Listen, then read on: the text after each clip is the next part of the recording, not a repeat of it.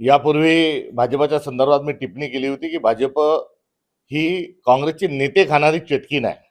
आता या चटकीचं पोट नेते खाऊन भरलं नाही, म्हणून आता हे कार्यकर्त्यांना खायच्या मागे आता भाजप लागलेली आहे. या वक्तव्यातून सिद्ध होतं.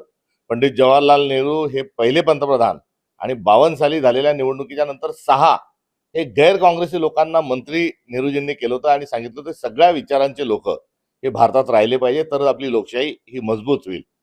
हा नेहरूंचा विचार एकीकडे आणि दुसरीकडे ईडीची भीती दाखव, पोलीसची भीती दाखव, केसची भीती दाखव, सत्ता सत्ता कर आणि विरोधकांना फोडण्याचा जो एक प्रयत्न भाजप करते त्याचा आम्ही निषेध करतो.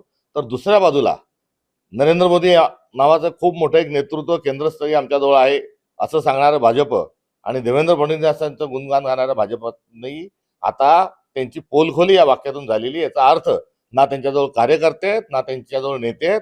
काँग्रेसच्या नेते आणि कार्यकर्त्यांच्याच भरोशावर आपण पुढच्या निवडणुका जिंकू शकतो हे त्यांच्या ध्यानात आलेलं आहे. म्हणून काँग्रेस फोडण्याचा खटाटोप ते दर दिवशी करत आहेत.